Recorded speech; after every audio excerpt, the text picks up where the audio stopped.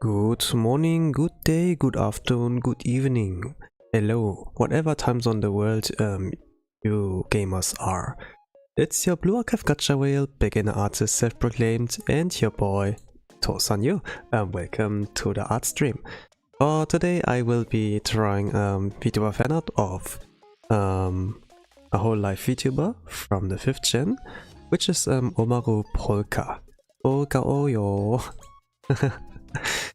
And she has like in a few days her birthday, I think like 30th, not really sure, but it's like somewhere around next week, so I'm kind of like preparing for that. And yes, so the stream, I'm not sure how long, as always, since I can't really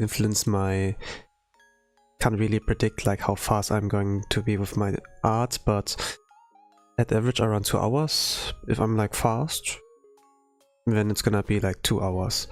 Not 2 hours, 90 minutes, I think. Maybe even below that. But Polka's design is like among the members, not along the Hololive members, they're like one of the hardest. What I will do here, it's not challenging myself, but using one design, one of the new outfits, drawing that one, and this seems like the easiest kind of version, like wearing some kind of made outfit. So the only difficulty are like the ruffles, and yeah, that's about it. There are not too many color palettes, like blue, like red, pink, and the whole makeup, you know, and the extravagant kind of clown kind of costume, right? Like a lot of teeth. And I can remember, yeah, this is rough. Of course, like if you're 3D, then it's especially simple, but not like every single artist able to do it like with that, and it doesn't seem like art, you know, using like 3D and then have like a good angle or something like that.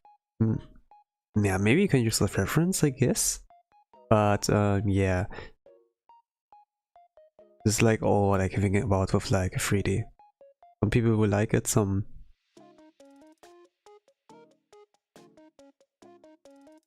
doesn't feel like really organic, but yeah, for some people.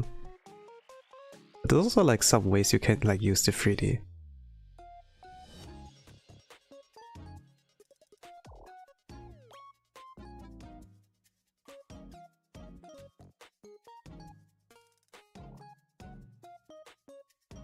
It actually can be pretty helpful.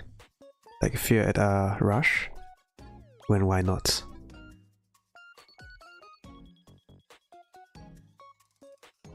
Kind of the reason why people do it with that. Hello, Penny. Welcome to the art stream. I'm doing VTuber fan art of Omaru Polka from Hololive, Japan. Welcome. At least I'm like trying. The beginning's always like a little bit rough if I don't really have it like my mind. But yeah, if you don't really know what to expect of my art, it's like similar to what you see on the left side, and yeah, trying to keep it like around it. Keep it like small size, also like in a way that's somewhat charming. I think like simplest a bit.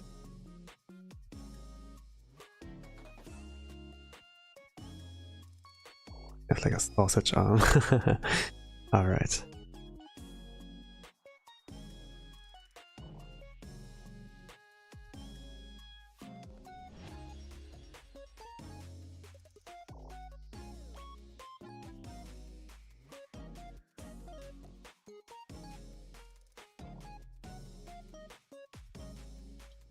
Honestly, I'm glad that I got to stream today again.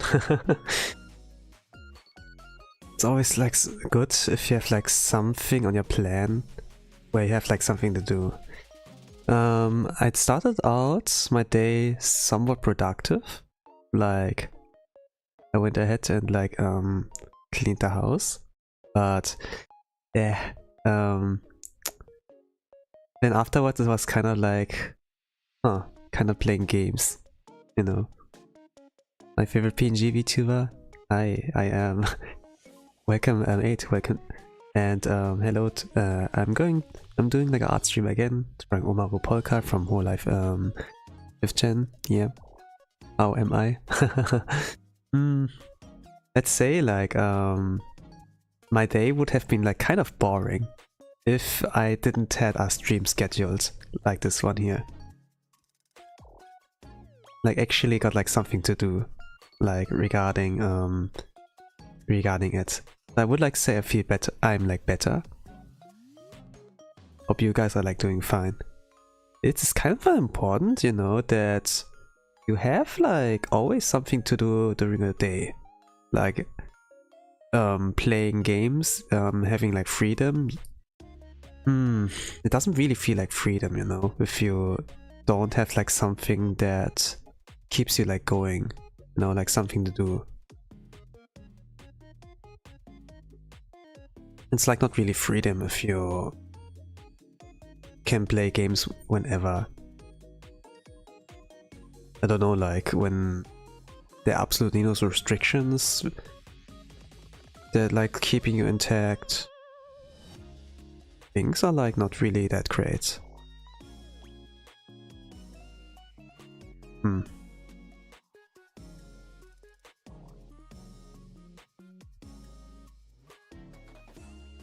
My favorite clown VTuber? Yeah, Polka is like amazing. You're a slave to this world, nothing is free.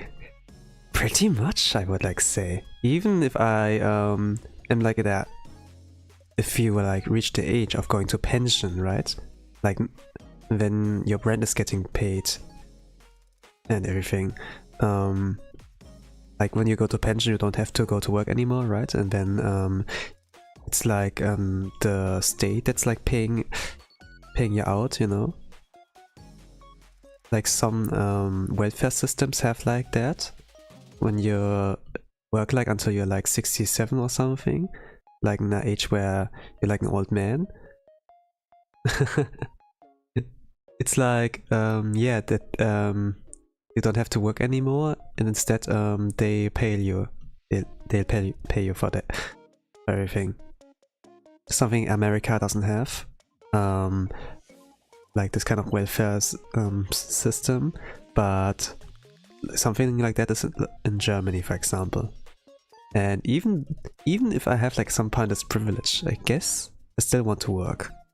You know, like those Japanese old people there, they're like still running their restaurant. It's like pretty charming, you know. Yeah, I'm so edgy today. Yeah. Yeah, maybe. Sometimes we have like those phases like during the weekend. In Germany.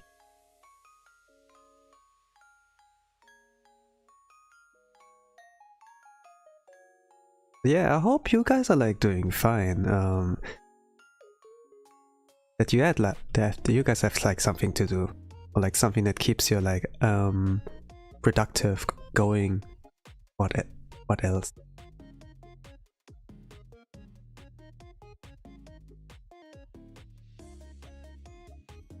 Like the start was like kind of productive, but afterwards it kind of like fell off. I ate. Then afterwards I just like watched some anime, I guess. And then played some games. But I got kind of like bored of that, of playing games. Play like some RPG game. Dungeon crawling. It's like a fan-made game from Toho. And it was like, I think like I played it in the past, and I had like a lot of fun in that. It's like very grindy, you know. But after like 90 minutes, I was like, okay, that's enough. And afterwards I was like, phew, my juices are like gone. I felt like drained for some reason. And when there was like still enough of the day left, so it was like maybe 12 AM? PM? No. Yeah, 12 AM. Yes, 12 AM. And there was still so much of the day left. I just read manga and watch anime. This is good too. But doing that the whole day, or sometimes you need like a break every now and then. Plus I went out, replaced my CPU Intel to AMD yesterday. Hey, that's cool. So you went out, you touched grass. Fantastic. I kind of did touch grass, but not really. Like, I went like to the apartment of my siblings, cleaned there a little bit. That's about it, like of me touching grass. Not too much. But yeah, when you go outside, do your errands, it's like pretty good. Cause I can't play a new game like Wukong Marvel. Yeah, those are like taking a lot of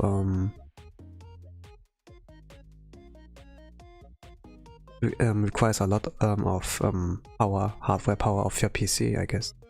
I'm not really sure about Marvel Rivals, but looks like really fun. With Wukong, the graphics are like astounding, but if it's like that high tier, then it needs like that much of your specs as well, of course.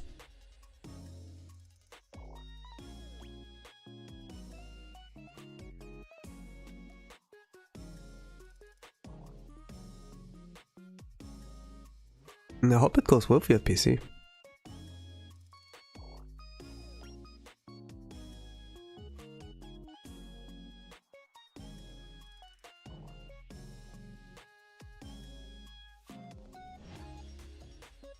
To be honest, I haven't played it yet, since I'm kind of worried that my PC can't handle it really. I'm like kind of like sticking to the safe games that are like low spec indie, you know, and still good, kind of. But yeah, I guess at some point I have like to jump, you know, join the masses regarding that. Wukong's my favorite game. Is the problem? I can't play LD player cause the FPS drop. Ah, I see. Yeah, seems like I heard like from some players, from some gamers, when they want to play like Fury Offset, like a new, it got like a new rotation that we got like the blue armor Fury Offset back, and for some people, yeah, for some gamers, it's kind of like made their PC a lot slower, I guess.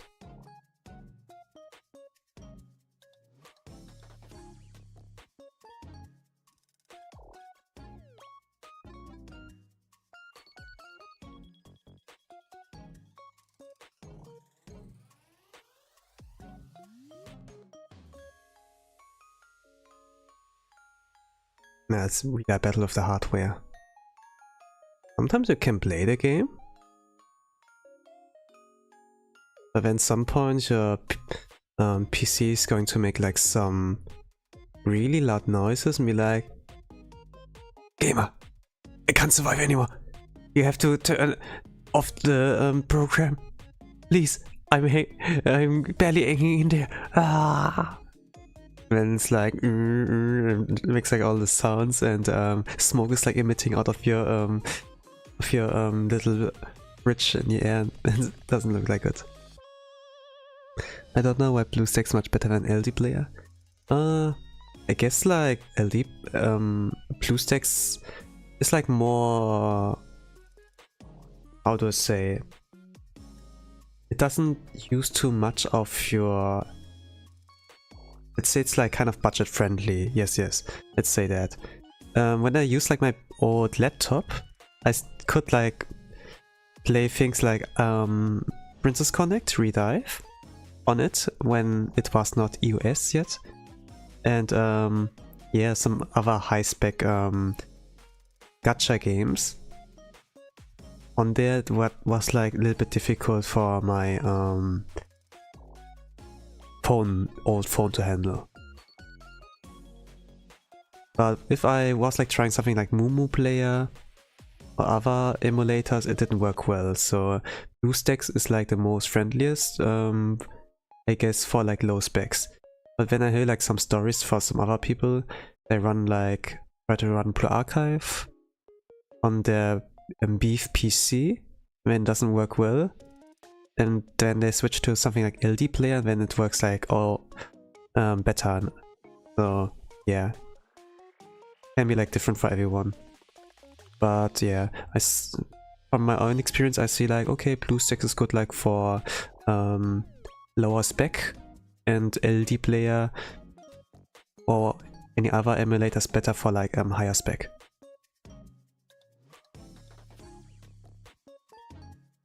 Princess Connect mention, yeah.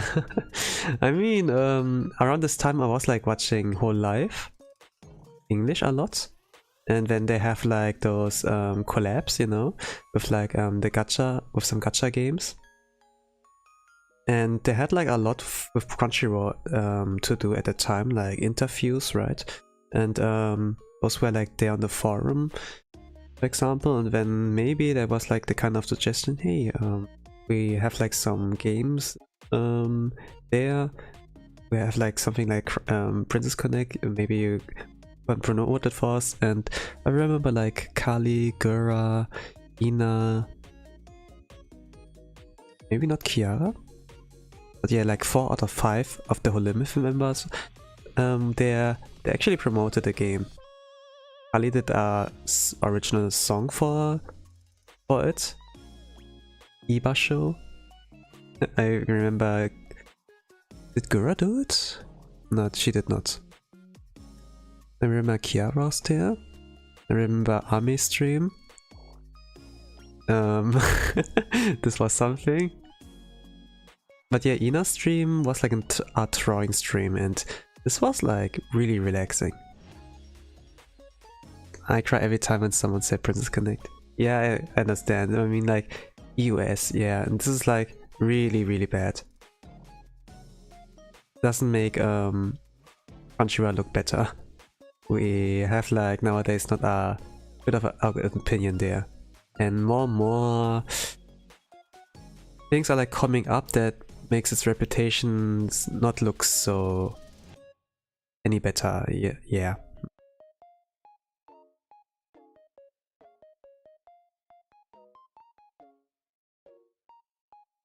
But when there's like someone new who wants like, hey, I want to get into anime, what kind of thing should I get into? Should I get Crunchyroll? And then like, you know, we know, like if you like deep in the hole, you know, like, okay, yeah, Crunchyroll, nah, we don't talk about it, you know, but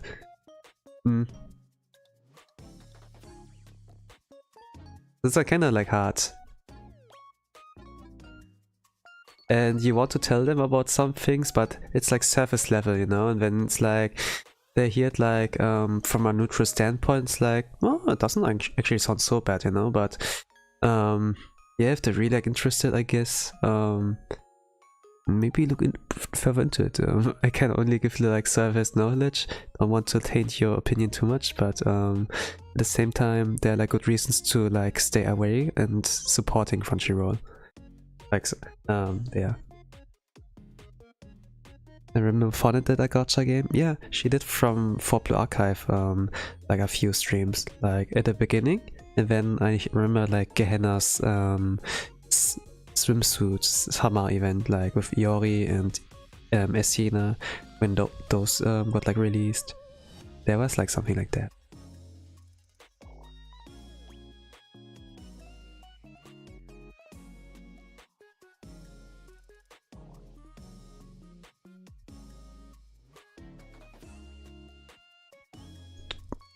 think like yeah, council. A lot of the council members were like involved in like promoting Blue Archive. I remember still like Ollie's one. This was like the most best researched one, I would like say. He did even like the voice acting, and man, she's good. Like she's pretty good at like imitating those voices for, or like making a voice impression for like Ifumi and Atsuza. You can like do Asumi's voice pretty well. Tsurugi's voice, he did like a really great impression, and overall her whole vibe was like, he's one of us, yeah. And for Ina, regarding Fate Grand Order, FGO, of course, even a lot of the VTubers, Mama and Papa, especially those for Tempest, I would like also say like for Vanguard, they're all like artists for FGO. Actually, almost all of Hololive English's, Holostars English's character designers, they are FGO artists. And Ina like noticed that and is like, oh, you know, and those are the artists from FGO, and yeah, then you have like kind of like the contact, like the you have like the kind of network they're building, and it's like kind of cool, especially if some of those VTuber mamas are also like streamer themselves, or if they actually stream themselves. We have like cases like Kagura Nana, we have like Nacho Neko, like the mama from Gura, right? And even like Nabi Sensei, so like Ame's artist, she got like a little bit of a boost as well, like when she was like still doing it. Nowadays she does not stream, it's like focusing on real life, so like college, I guess, everything. Which is like kind of surprising. You're still so young and already you have this kind of career on your resume.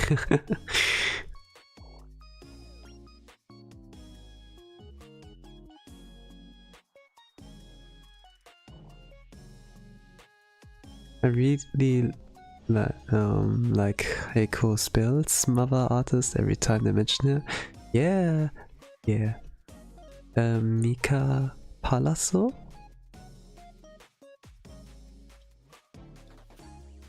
Mika Sensei? Yeah, he's amazing. He did even like the art for like Fire Emblem Engage, right? Like the character design and everything. And for like a Nintendo title, for example, this is like pretty cool.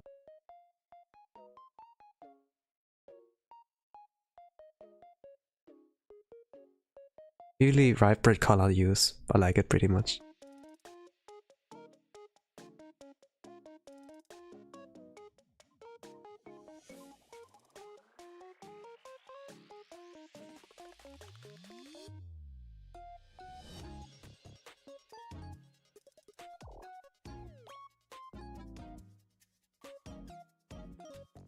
And they're really mature.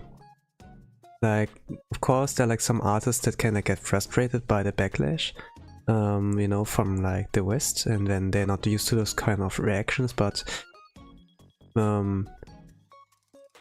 Ikamama, really composed, really respectful.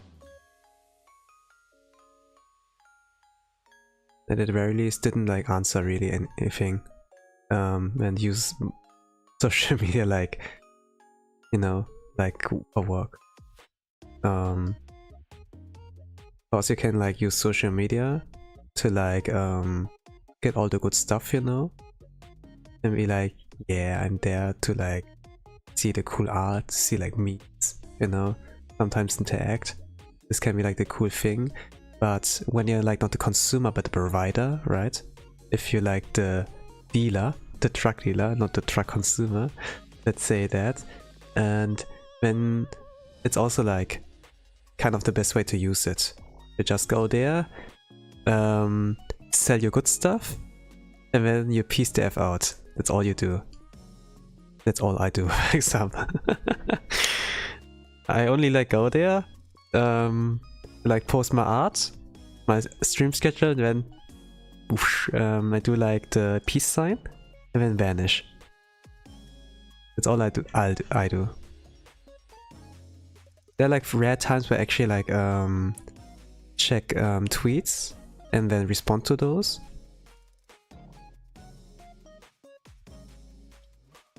But yeah. I'm like not much of a guy who like voices my opinions and my share my voice via social media. It's kind of like you know, like PewDiePie, for example, has Twitter, but he doesn't use it, you know? It's just like, oh, I put there my name. I just created it so that nobody can like impersonate me there. That's all about it, right? And doesn't use really any social media, but like YouTube, right? To like do their thing as a content creator. And they have like family as well, so not really much time to like deal with all this BS that can be on Twitter, right?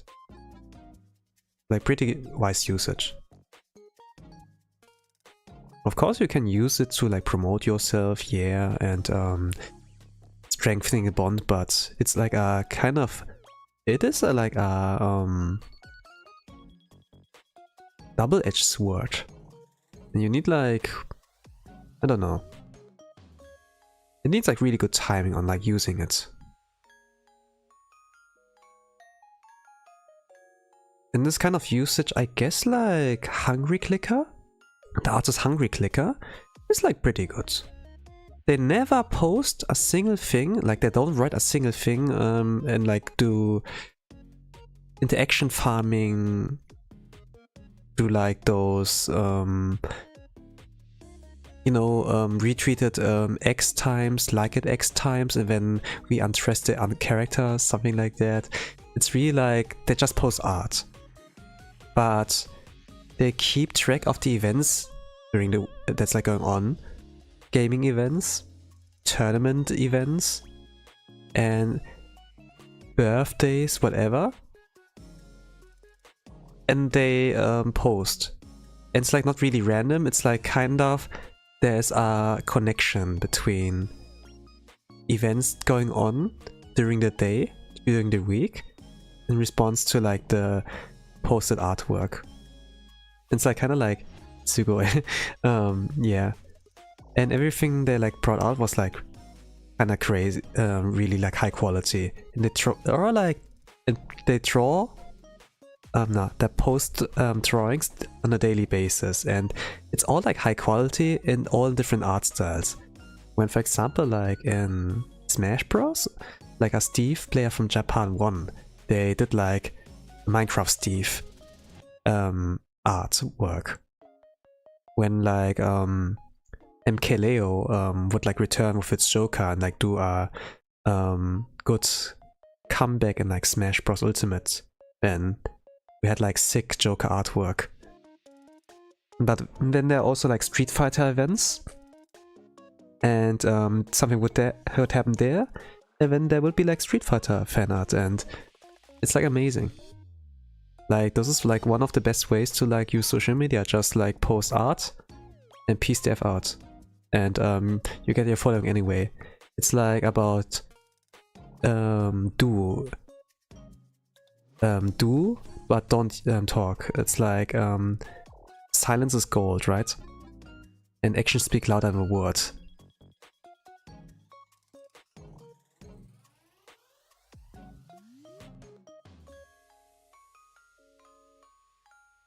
This is kind of like how I use it nowadays.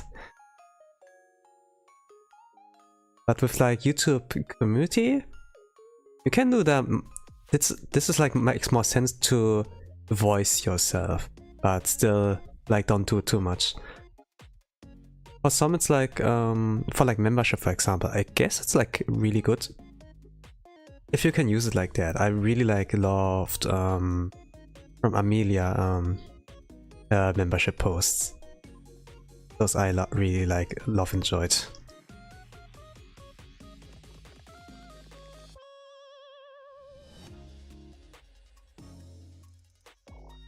There were like constant updates. Like not daily. In the beginning it was kind of daily and like slowed down, but it was still like cool what they shared. Sometimes like trivia, like some things that are like useful to know. Not really like necessary, but like useful when you like hear it. Sometimes it's just like sharing a funny video or like something cool. And it's like, I saw that cool thing and I wanted to share that. It's like, yo, what is that? There you go, yeah.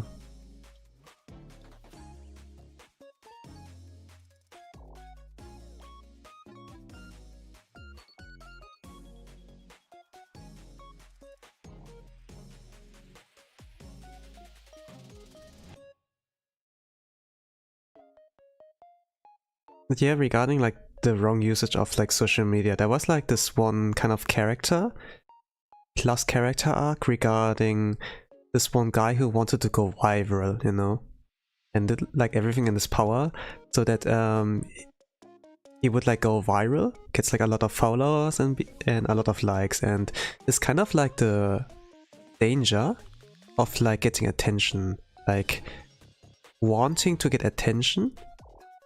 Attention is like kind of a drug. Yeah, pretty much. It's a drug. And it can make you go blind and lead to your ruin. In my case, it didn't really make something... Let's say I experienced something like that where I got like to drug on attention. But this was like before I actually ever created like a Twitter account, let's say. It was like on some other pages. And man, I overshared too much.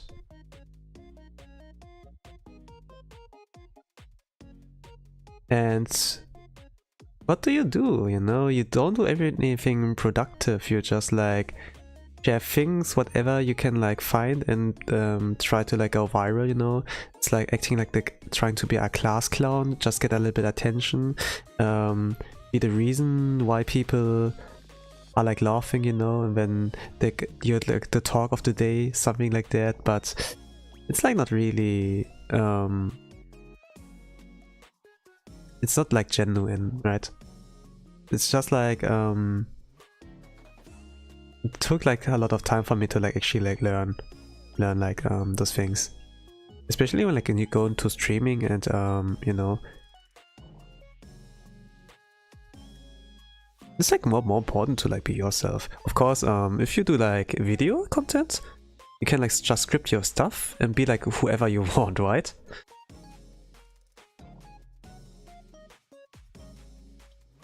But when it comes to streaming, it's like it will be at some point noticeable when you're like not yourself. Especially if people watch you for a long time, they know like how you are like ticking.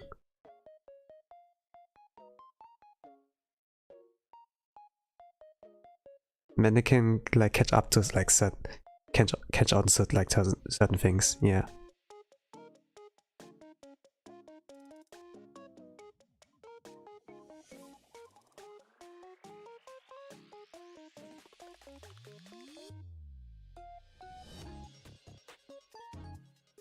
But still, it's like important to know how do you present yourself in the world? How do you want to be remembered?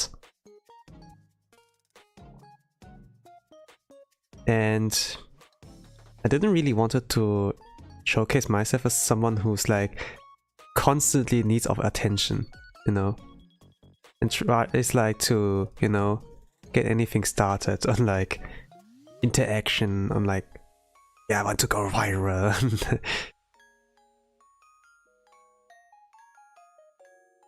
I'm really like from this kind of sense, and yeah, because I did like this mistake at one time and just wasted my time overall, and I see like other people do it, it's like, you know.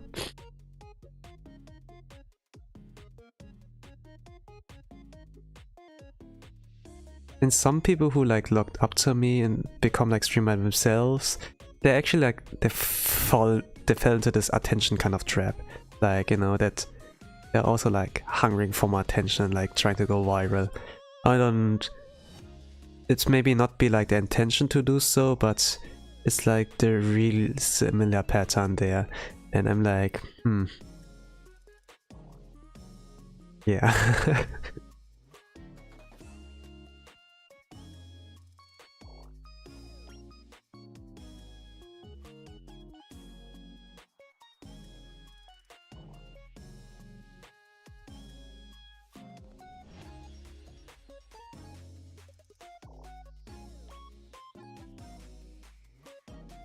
I like to yap whenever I like do some tasks that takes like some time, like drawing.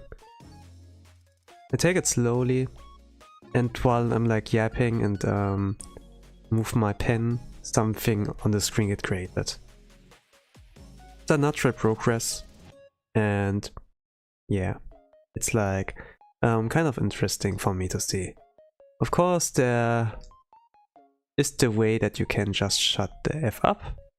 Just don't talk, you know, let the actions like speak, but if you can do both things at the same time, why not, right? Why not? Why not entertain them at the same time? While you actually create something. Maybe people can like see both things. Of course there can be dedicated chatting streams, you know. I do those too. Yes. But for the most part I see like, if I can watch an anime, I could also eat at the same time, right? Let's do like efficient way. Like, it's like why there's cinema, right? That's like why they sell popcorn and like soft drinks like there, right? Why not do both things at the same time, like snacking something while you watch? And if you are like going to the cinema because of a date, you know, like and you can also like hold hands. Ooh, or loot. Yeah, but it's like this kind of thing with like multitasking. You can also like talk and then like do the gaming at the same time. Depends on like how good you are though. Like with Smash Bros example, I can't like do too much. Because I can get like really annoyed with like how online works in Super Smash Bros. And sometimes playstyle wise from the opponent. I can get like annoyed. I get like toxic.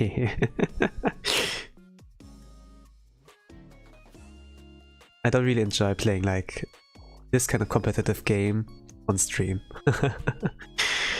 Man, it really like changes me for the worse. But you know, some people enjoy like seeing someone get toxic. Like I never understood that really, to be honest. Like Ami, when she gets toxic, I don't know what's there to enjoy. But I say anyways, and some people are like, yeah, give me more of those salt, give me more of those tears, yeah. And I think there was like this kind of phase, like one of the stories she like told that when someone was crying that she was licking their tears, and then it's like, oh, salty.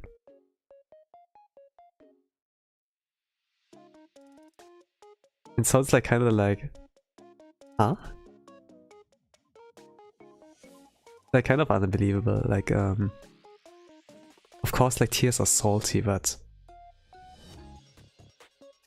I never like thought about it, you know, on like tasting it, you know.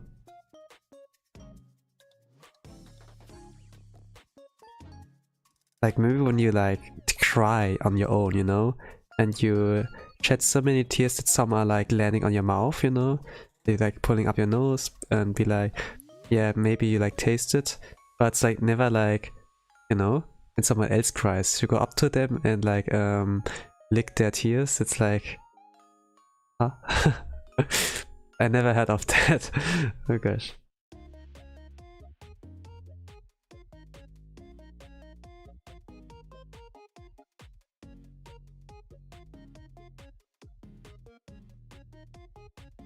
What does it tell about the about the person? I can't really put a finger on that, you know. It's just like, huh?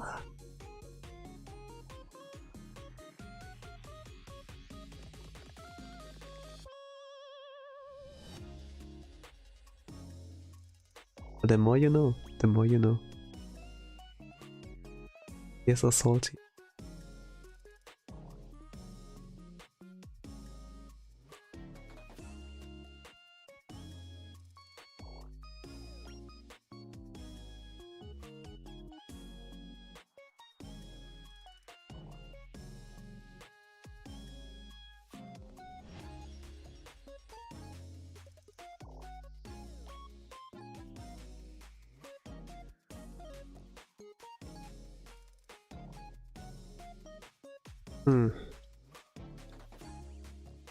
Makes simplistic. This is like the easiest character design chose for her.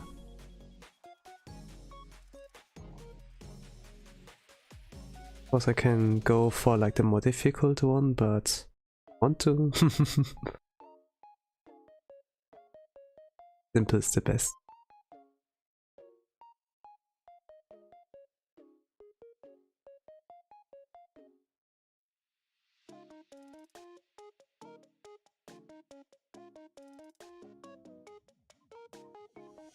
But yeah, I think like outside of like chatting streams and like art streams I will do, yeah, like also like karaoke streams, yes.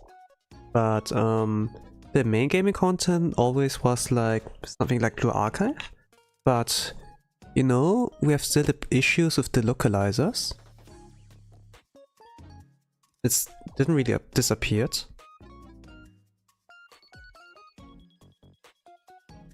And the main writer, Isaku-san, is like not doing work with like not doing the story anymore. That means like story-wise, main story-wise, it's like slowing down a lot.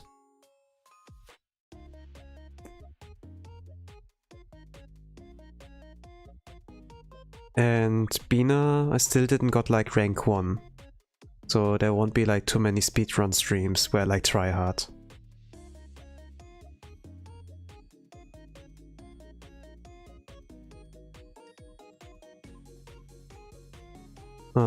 So I will like play less Blue Archive.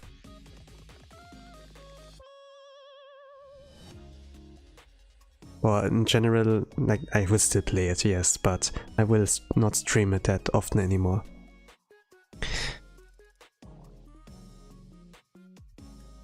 So what I was like thinking that I would like go back to streaming other games, you know? That I'm going to be more or less like the other VTubers, you know, that are like me, not standing out too much from the mainstream, not standing out too much in the niche, but yeah, we still play games, we still stream games that we like to like try out or like to play in general, and yeah. And I heard like a lot of me side, so I want to like get to it, have it recorded on stream, like with all my reactions and everything, and yeah, and with that also like play other games and like try, like see what's so great about it, and have it also like recorded, like on this stream. I think like Omaru was like a wonderful game, but I also like want to check out more and more, like maybe something like Outer Wilds at some point. I want like to see more about Yakuza. There are like some games I already like bought on Steam, but I haven't like played yet because I was like thinking, oh, you could like play it on stream, right? And no, it's like kind of idea. Of course, like play, it can be a cool experience, but when it's like, oh, I think about the streams, you know. Which Steam game are you bored of?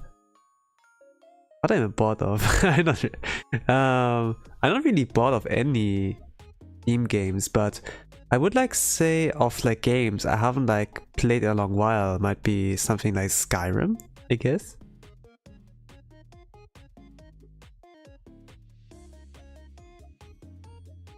Normally you have like a lot of things to do in this game. Like you don't really have to play the main story, you can just like do YOLO.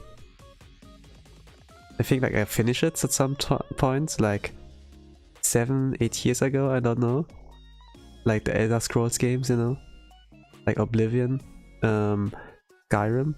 But getting bored of? I was like, really never at a point where I like, got bored, but like disappointed. Or I'm like falling out of love. Like with Zomboid, for example, those are like sandbox games. I really like this game. But after I always got in the same gameplay loop, where it like starts to get boring, I kind of like stop at some point. But then there's the update with the build 42. This gives like a reason to like pick up the game again, and yeah, try that out. Could also be like interesting stream on like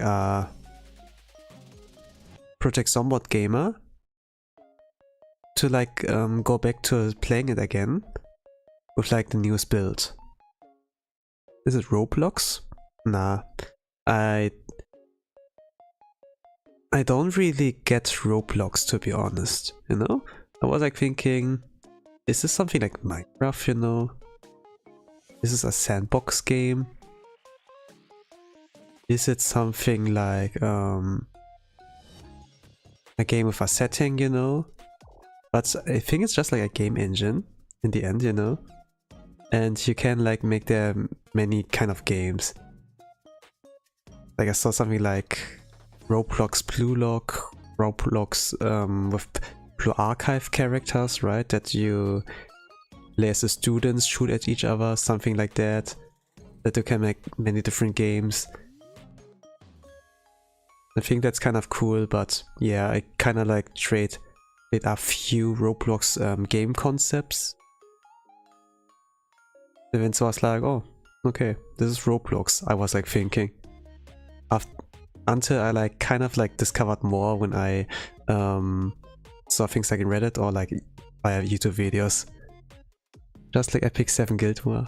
Yeah, maybe it's like that. But yeah, I did back then I had like a misconception of what Roblox was. Nowadays I have like a little more of updated version.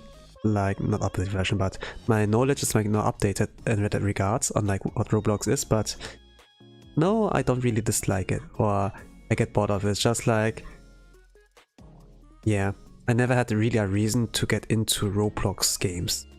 Yeah. Club doing world bosses missions in WoW PvP.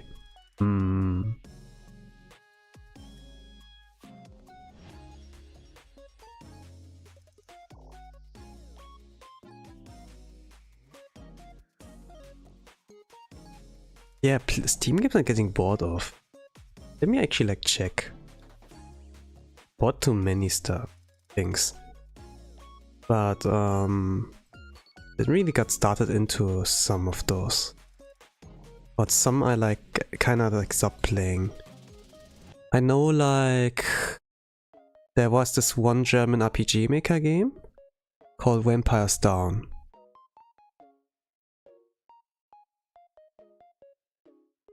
World Boss is a nice content for Blue Archive. Yeah, this is actually a nice one, but only like for certain kind of events. Like Wakamo Hovercraft was like kind of like interesting, funny.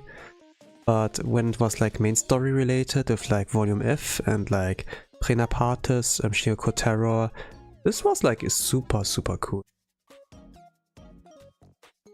But still shame to those players who like skip the story. Couldn't like resonate on this level. I was like still like roasting them on the stage and like on Kurokja or like Steven's Dad, and then yeah, I was just like roasting them. There's an Epic 7 that you recruit a member of or friend is to help you kill the A elite to get a score. Hey, cool. Yeah, I see this concept a lot of like in like those old Japanese raid guild like games, you know, mostly like something like in this terms of like Gramble, right? Then you have like yeah, can ask a friend to do that. But if I like remember, like after this stuff of like Sword Art Online like got like released, and then there were like a lot of solo gamers, you know, and like those MMORPG games, and be like, no, I'm solo. I'm solo. And they go like on their own and to try to play like this Krita style.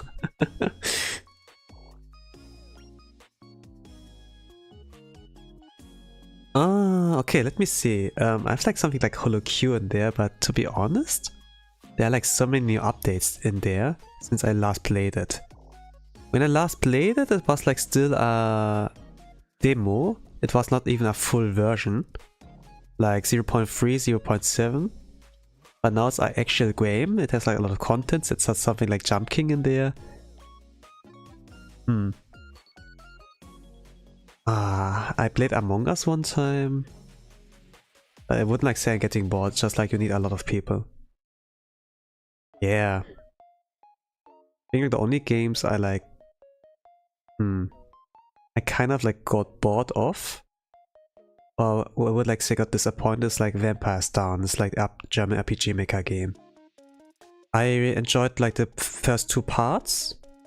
I played it when I was like young. Vampire's Down 3 after like a decade. And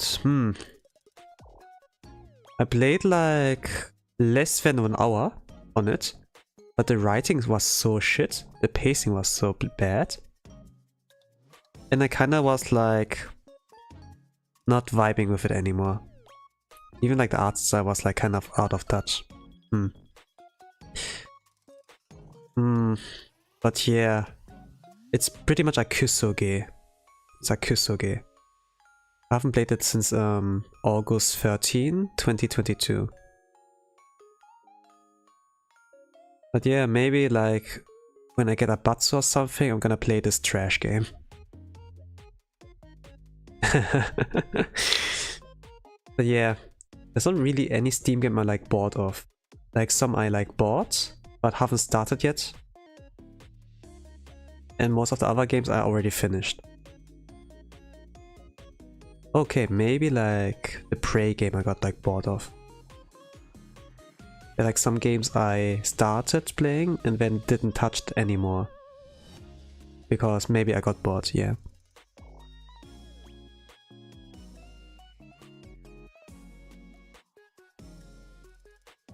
But yeah, I got like things like Chrono Trigger, I got like things like Danganronpa 2. Like things that could be interesting to like play. I wishlisted like games like Outer Wilds? Outer Wilds? Yeah, Outer Wilds. So yeah, there's like something in the plan, like if I ever run out of games to play.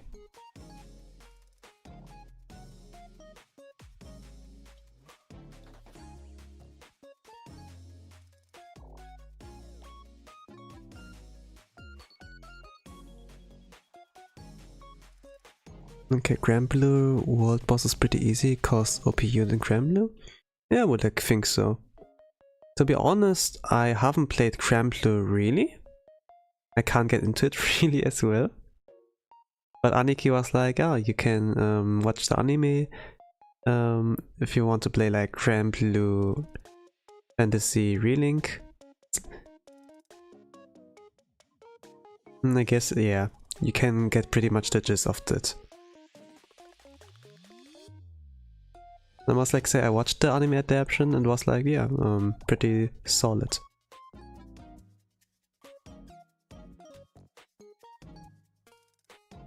But of course there's like more than that. And Axel, for example, liked a character because of the story in Blue Archive really much, and not Blue Archive, Grand Blue, and it saved him this kind of time. There was like this kind of character that was like kind of like, oh, I don't like humans, anything, and was like shut off. At some point she opened up and yeah, got like by human. It's like, oh, is this what flowers are like? And you know, getting more in touch with the outside world instead of like the area where she was like raised with violence, blood, war, right? Yeah. Makes me also like kind of curious, maybe there's Peak, but it's so hard to get into Grand Blue because it's so tough to get into. It's like trying to get into Kantai Collection. It's like so wonky UI, wonky battle system, and you know, it's like this kind of thing. It's not like you know, like 2020s kind of gacha games where it's like more updated, more vibrant colors, good music, you know, this kind of thing. And Grand Blue is like so big that are like more than the clunky gacha game. You know, there's like fighting games, there are like a Monster Hunter version, there's like there are music games, they have like Blue Archive, like the 3D concerts, whatever, like you know, all of that. There's like something like a 3D VR chat VTuber there. It's like amazing how big of a franchise Grand Blue has become, and yeah, there are like many ways to like get into it, but man, if we look at the things where it like all started off out, like the clunky gacha game, it's like those are the beginnings. And we like look back and it's like, holy crap.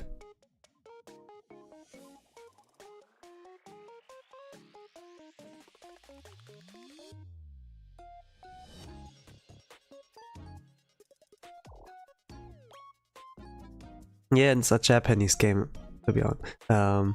Like nothing like China game or like KR games, yeah, no.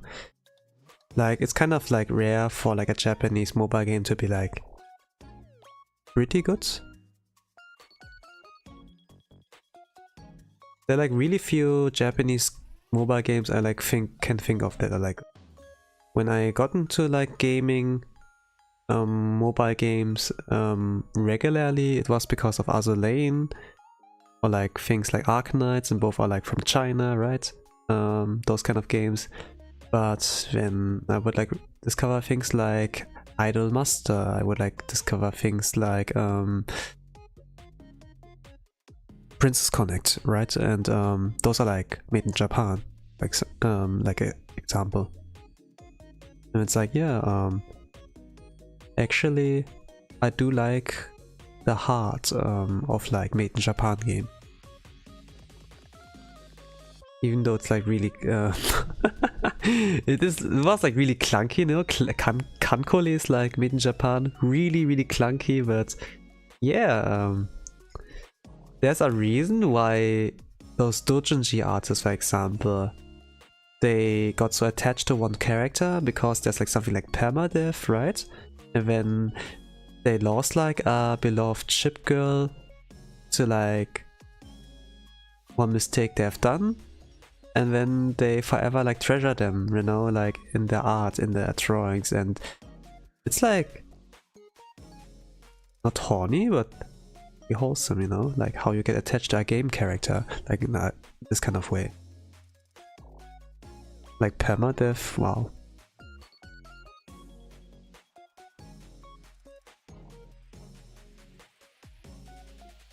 Of course, nothing really gets triggered, but you know, when you have a connection with someone,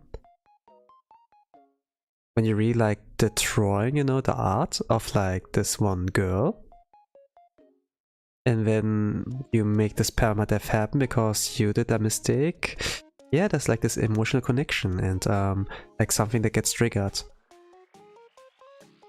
Like nothing in-game, but like with yourself. And when you start to tell a story, and those stories are like, can be kind of banger. Of course, we always get like the stories thought of like, okay, there's like the protagonist, there's the party, we have to save the world, you know? It's always like this big scale kind of thing. Or like in Sword Online where, okay, if you die in the game, you die in real life, and then there's so many other players in the game you are like cooperating with, but yeah, you know, something like that. Or like, it's always someone's life is at risk, but what if it's like family? What is like a good friend you get like attached to, right? And it's like more understandable than like the fate of the whole world or like the planet, you know? It's like more understandable. It's like something you can resonate with.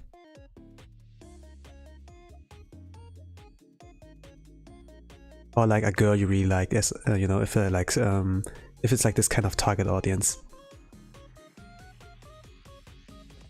And then it's like this kind of sense, oh no, I couldn't save her.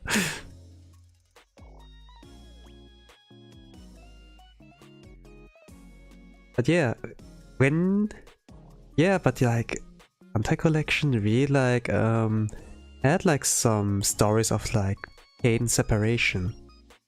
And then, like interesting what kind of stories can be told with that.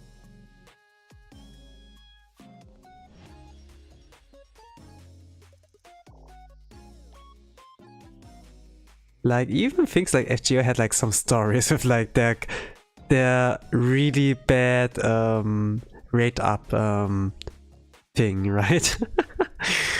I had like some stories there. And then some games try to do the same format, but no, only FGO can do that because it's the OG.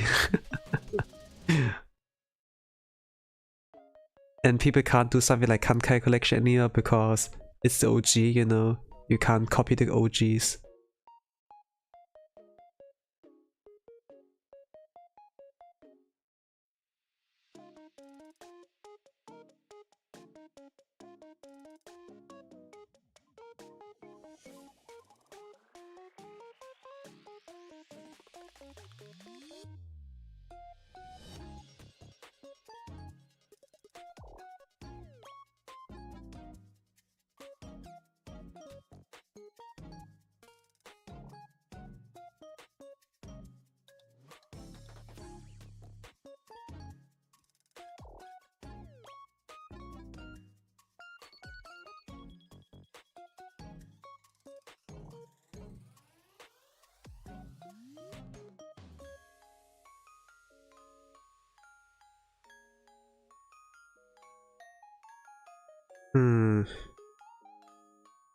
Yeah, I guess like you can't really like build anything out of own OG anymore. You have to like to be able to make your own franchise kind of and build up from there.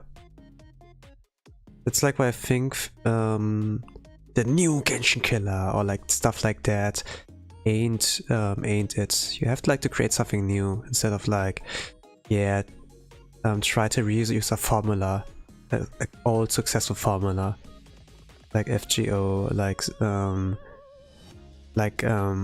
mobile gacha games from the West, like whatever, you know. Don't try to make a second Bruce Lee, make your own Jackie Chan, you know, something like that, like something unique that is like more true to yourself, like something unique, your own fingerprint to it, I guess.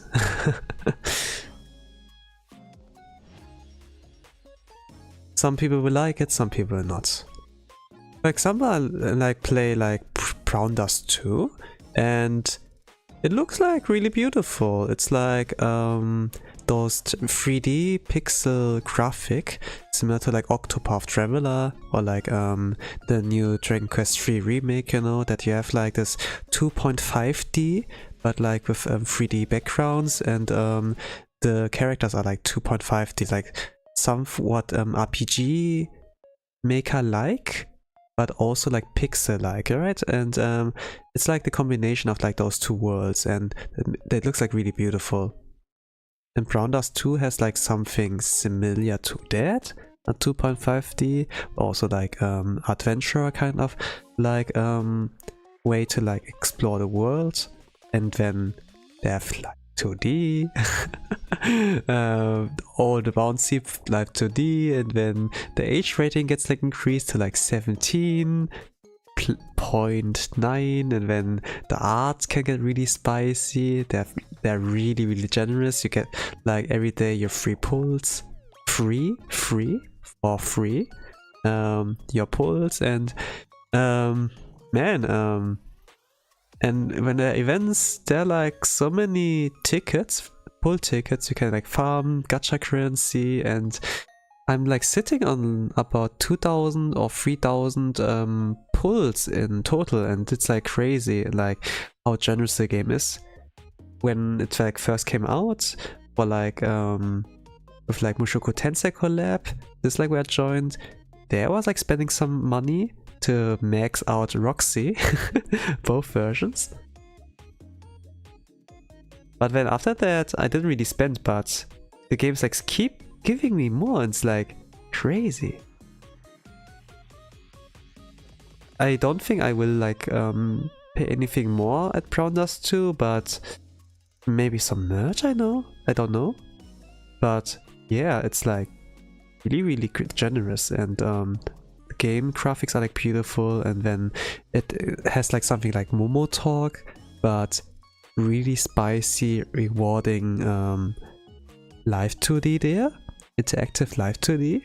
It's like, yo, you can date some of those girls in the game. It's like, and man, those girls are hot. Like they're like busted, they're like busty. They have like this hourglass shape and everything. And then all those animations from their live 2D that are kind of sus, you know, but it's kind of like borderline okay because, yeah, age rating, you know?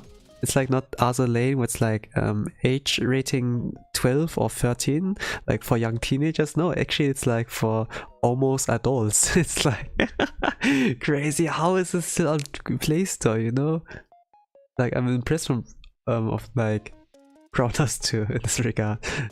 I still play it like casually, like on the sidelines. I do like the dailies and everything, collect my pulls and everything. But they will like include something like Evangelion in there, like Rei, Ayanami, Asuka, you know, and they have like those bodysuits, you know, like when you see like the same thing in the Darling the Franxx, it's like, yeah.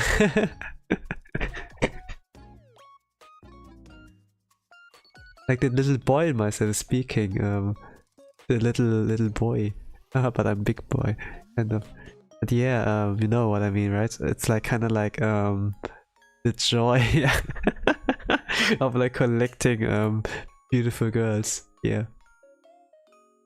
And like getting to attack with them, not only that.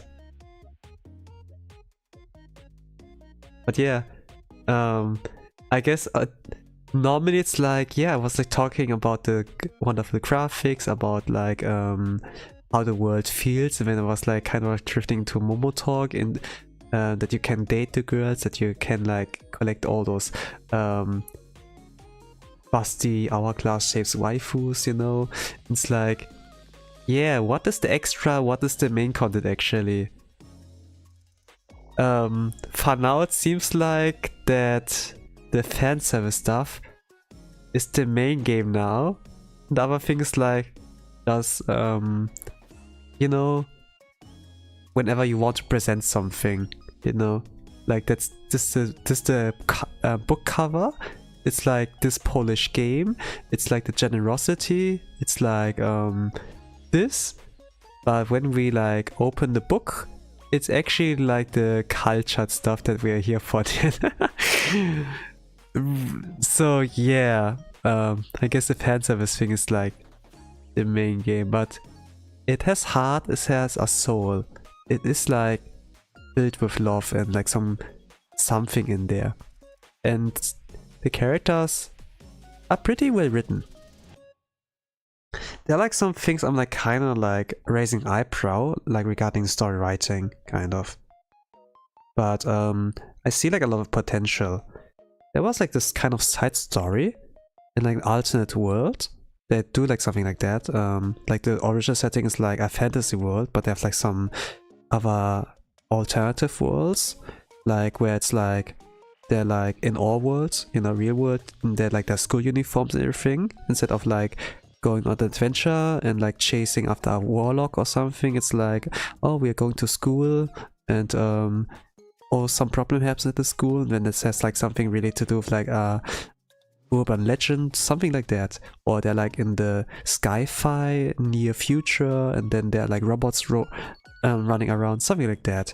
Like one of those alternative stories, it has like one of the strongest prologues, one of the strongest beginning I've ever like saw, and it hooked me in.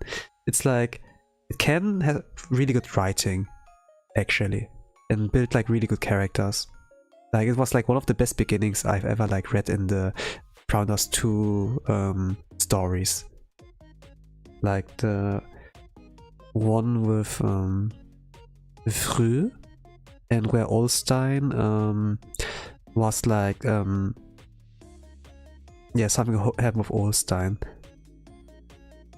There was like a setting that there's like a kind of professor and there's like a cat girl, and the professor was always taking care of the like the little cat girl. It's like a father to her.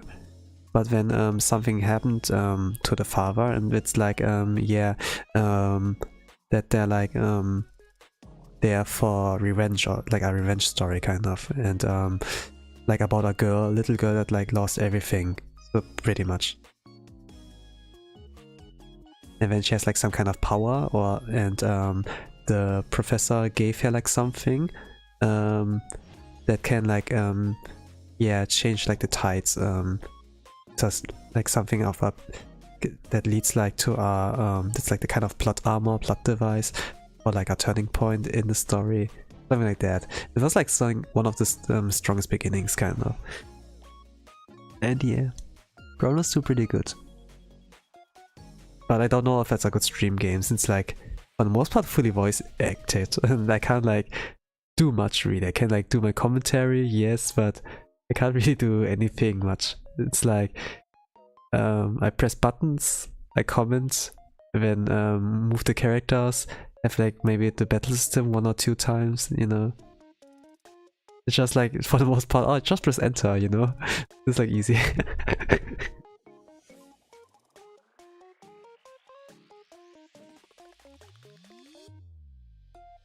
But at the same time, Pokemon's like that, and some people do like Nuzlocks, you know, and people like find it interesting to watch those kind of gameplays. Yeah. So maybe it's like not too bad to try that. At the same time, it's a gacha game, right?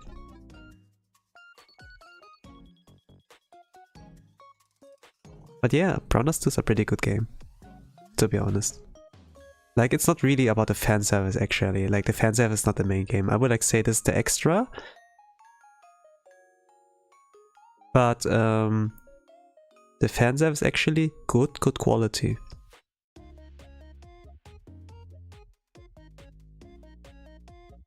Yeah, when I talk like about a game I kind of enjoy it, I can talk about more than just a fan service when it's actually like a Polish game. Yes. If I like talk about Azulane, it's like, there's like a battle system, it has some depth, but I cannot really recommend it since the gameplay loop is like pretty ass. But if you're just there for the fan service, you know, try to stay for that, I guess. But it's like not a good fan service really, because it's like the age rating's like not high enough to make it like your time worth. So the end you need like some fun in like the story of the game, or maybe like the gameplay loop, you know. And this is like not really that bad, and it's not really that enjoyable. While as in Browners 2, it's like there is like good story, there's like really beautiful graphics and everything. I would like say the battle system is like also like fair. It doesn't want to waste your time. Instead, finish the opponent off like as soon as possible, and has like something separate in like events stages and like farming stages. Not like a lot of Chinese games like would do. Like they can't just separate farming stages and like story stages. Like Blue Archive does that too, that they like separated, right? Like yeah, they like respect our time. I think like Girls Frontline 2 has still the problem that they haven't like separated as well. Like in order to like farm there, you have to complete the story stages first in the event, then play the hard stages, and this is like where you can use your tickets, and every day like 3 tickets get like regenerated or something. But some people like wait until they have enough time to read the story, and then while they like waited, they try to farm, but those things expire. You have a limit of like 6 tickets, and you get like every time like free. So your deadline is maybe like around 0 hours until 47 hours kind of, and this is like way too tight. I kind of like hate it, you know. You don't have always time to like read that much. But it's a mobile game. But they still like pace it really. So like I want to like play the stage, you know? In order to like, okay, to like use the tickets finally. It's like Arknight, it's the same problem. I want to play the stage. Okay, I get a story cutscene. I read 10 minutes. Then get to play. But it's a high-tech level strategy game, and you can't just press auto. You have to actually think. Okay? Strategize and everything. This takes like about 10 minutes as well, maybe 15 minutes. So like 25 minutes are like gone. And then after you're like, okay, mission complete. Then there's another story cutscene, like directly after the battle. And this can take like another 10 minutes. And I'm like, for each stage you're like busy for like 30 minutes. It's like pretty bad gameplay loop for like you know, events and mobile game. Game session shouldn't be longer than like 30 minutes. Can be maybe 1 hour or something, but yeah. I think like this like kind of like BS with like Chinese gacha games. And it's only like Chinese gacha games I like witnessed so far. Like Princess Connect, this was like pretty good still. Princess Connect like understood the thing. I didn't necessarily have to read a story if I want to like farm certain if I just wanted to farm.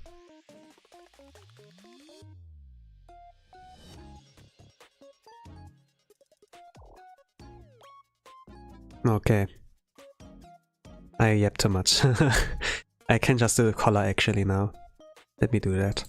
Like I'm done in 20 minutes. But yeah, this can be my streams at some times that I just like rant about the things I enjoy.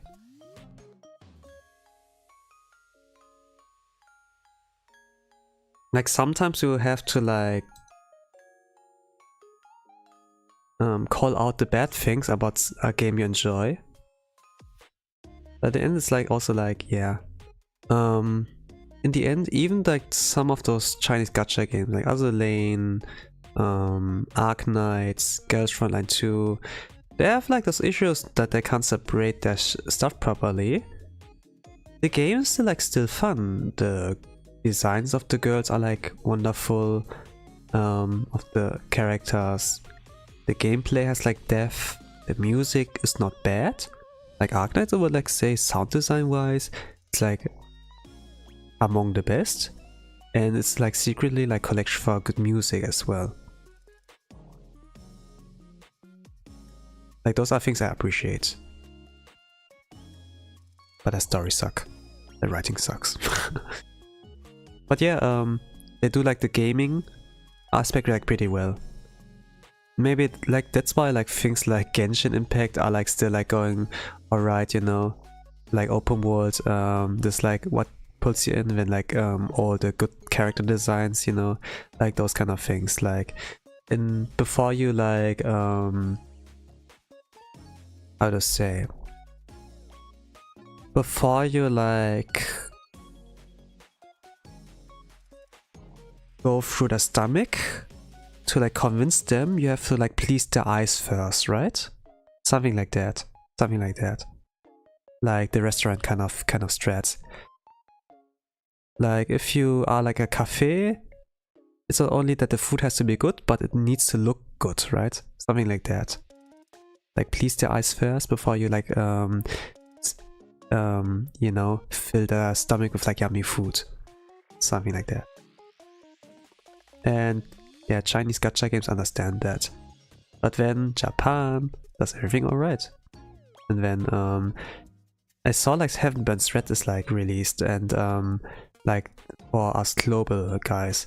And it's like apparently written by the guy Jun Maeda, who does like Angel Beats, who did like things like Planet, you know, like all those sappy stories.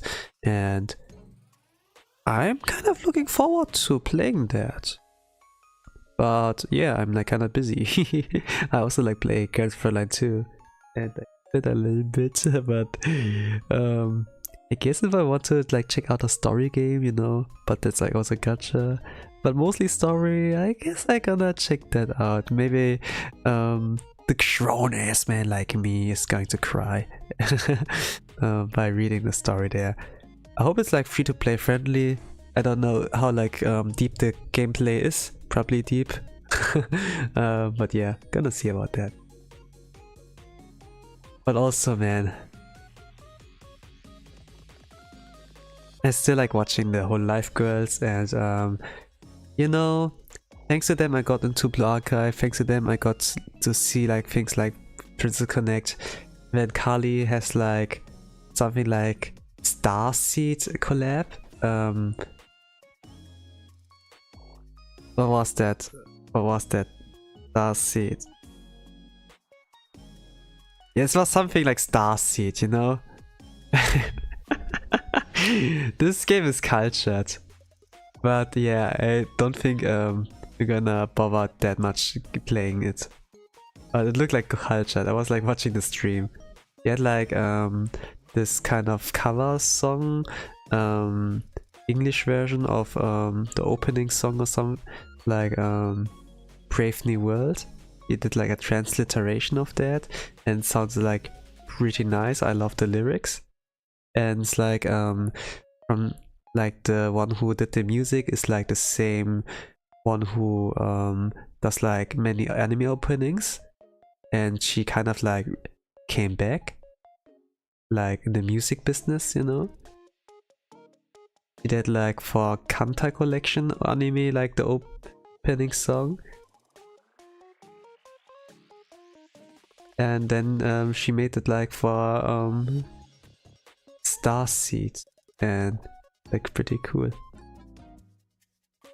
But yeah, looking at the graphics of the game and everything, nah, it's not that. It seems like a cash grab.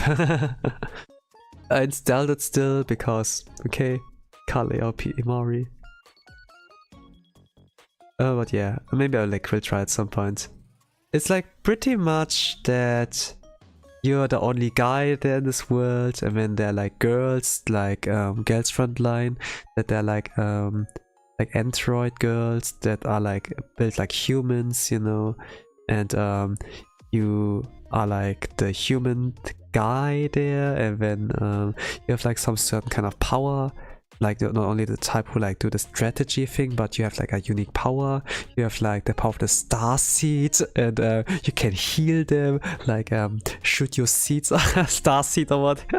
Then it's like, yeah, I'm gonna use my star seed. It's like writing on some kind of joke. It's like this kind of game. It's like pretty culture as well, but yeah, it's like pretty much that. The story is like it has like some essence there, I guess. But yeah, but it's kind of peak to like do the title drop like that, of like okay, Starseed, yes.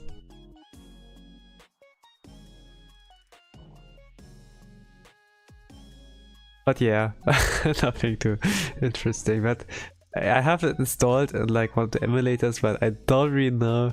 Do I want to play that? Will the gameplay loop be good enough? Is it like worth to check it out for the waifus at the very least? I don't know. Probably not. But Heaven Spans Threads? This over Heaven Spans Threads? Nah.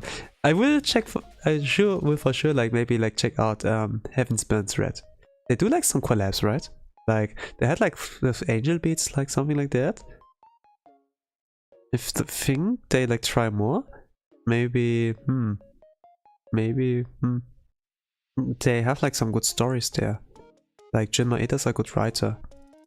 Maybe they can make like good crossover stories. I don't know. For example, like for Brown Dust, I kind of liked it, but even though I'm like got disappointed with like the twist of it, you know, but understandable. The twist of the event story.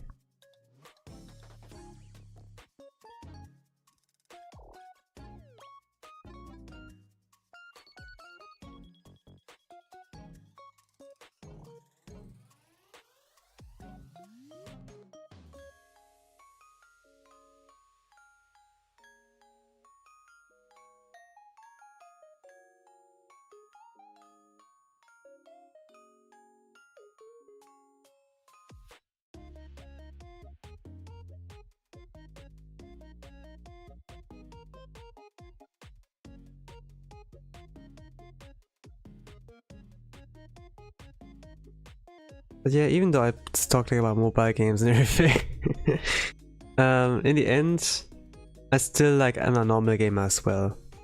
I guess I would like play things like console games, PC games, you know, at some point, like read a story there.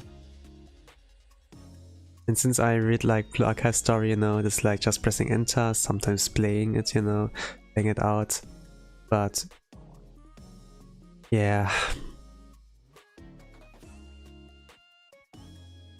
But it gets like back to the point where it's like, yeah, it's not worth reading gacha game stories. It's like the same general slop again, you know, especially like after Pikachu Man is like not doing it anymore.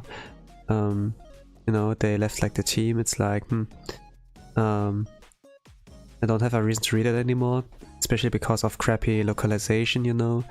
So yeah. My 1-star rating is still like going to be active. Like right now, Blue Archive has like a rating on the Play Store like 3.7, and it's like pretty bad. Like in order to like be seen successful in the eyes of many, you have like you need like something like something higher than 4.1. Like it doesn't matter how many bots you use to like kind of like over rule the negative votes, but yeah, there's like no other way. Yeah, duh.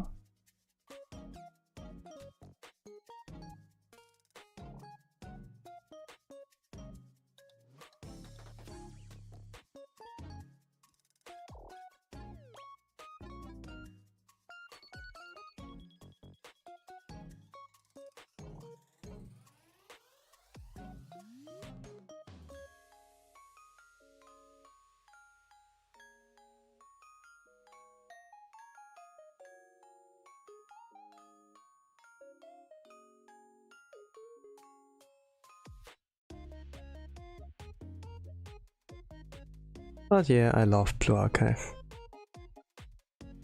I did love it.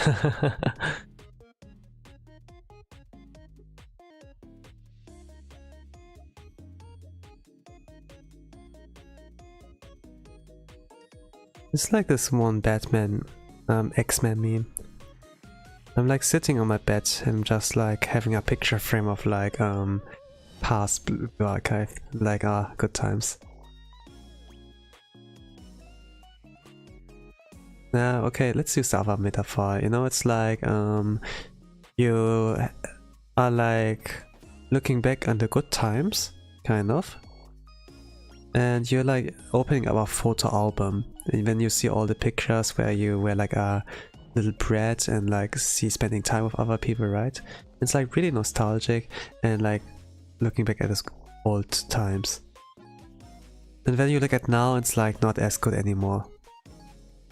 Pretty much like that.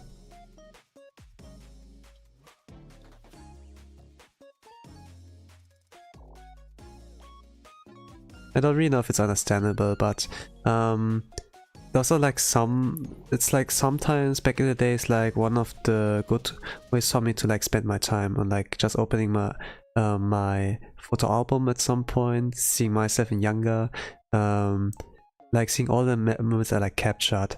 Of course nowadays we have like photos, we can use a smartphone, right? But back in the days, actually like, shooting photos with like digital camera and printing it out, putting in a photo album, it's so different. It's such a different vibe, to be honest.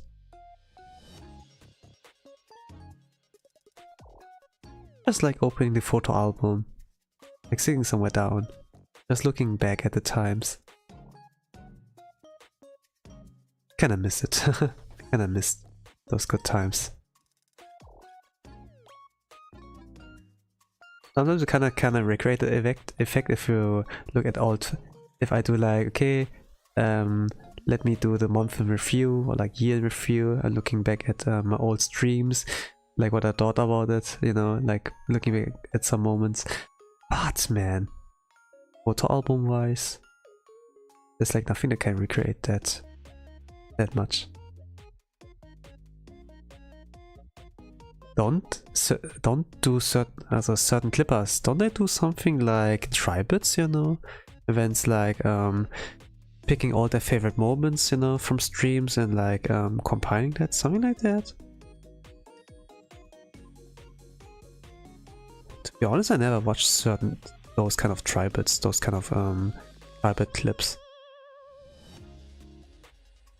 But I guess I kind of understand, you know, sometimes I have like certain favorites that are like credited or something like that, and when I watch like at some point or a clip is getting recommended to my thing, recommendations, and when I click on it, it's like, oh no, the good old times, you know.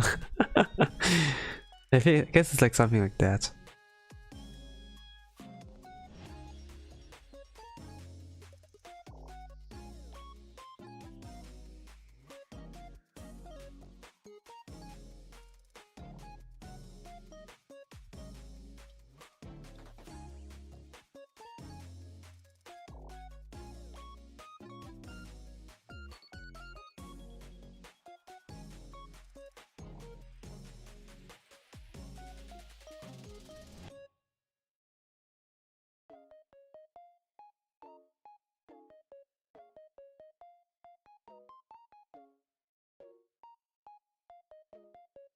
I'm kind of like sad about the state of like Blue Archive nowadays, especially like global.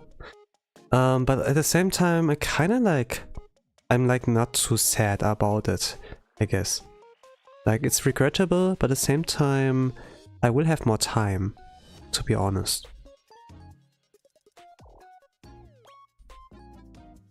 To like work on other things. Like there's not much reason to do like speed runs. There's not much reason to throw in so many money. Many money. The Japanese always say like many money, you know.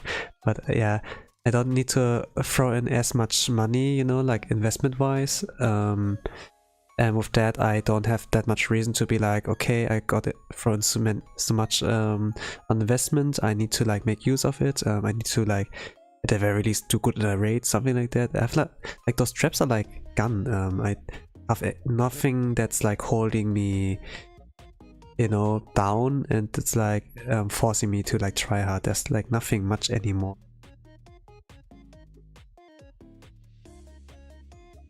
So I'm kinda glad.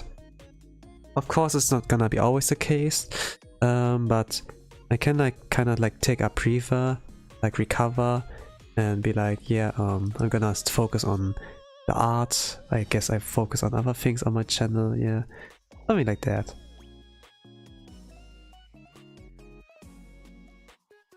More freedom.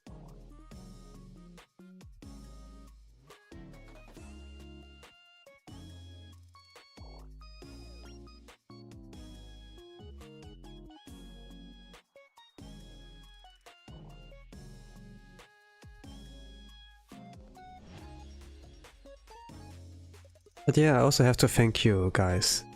And like, of course, there are like some people who came for Blue Archive, but in the end, I also like stayed for like other things I do. Maybe like for me, and it's like really appreciated. I have to do like at some point a video of you know,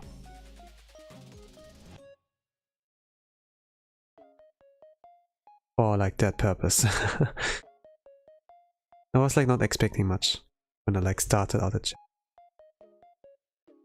But I knew like I wanted to do at the very least the consistency thing, that I stream like 3 times in a week minimum, you know, that I like show that I'm live, that you can expect of me, from me, like, yeah, I'm gonna deliver, you know, you can rest assured, you know. I'm not gonna vanish anytime soon.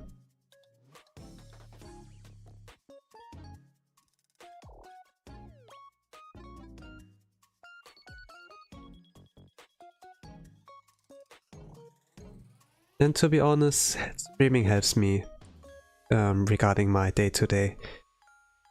Sometimes, you know, before I did the regular streaming, there were always like days that felt like very empty, and I had not much to do. I played like games, they were kind of fun. Let's play games, and then I still felt like emptiness, like nothing, too much of fulfillment. Yeah, let's say like I didn't felt so fulfilled. But why? I'm playing games. It's like my favorite game. Listening to like favorite music. I'm getting to eat snacks. Why is it like not doing anything good, you know? And it's just like, maybe it had no weight, you know? The things I like did. There was no weight. There was like nothing meaningful, right? Something like that. In order to like feel those kind of importance in these moments, maybe you need like something to make it like more important, more special. Then yeah, I guess like this streaming helps there, pretty much. Of course, there are like times when I stream to like actually, I can't really see how many are like watching. I don't really take a look at that whenever I do that. But I appreciate it. It's always like when my words will reach someone, you know, like a ticking time bomb, because it gets like archived and everything. So yeah, what gang? If you're listening to that, I appreciate it.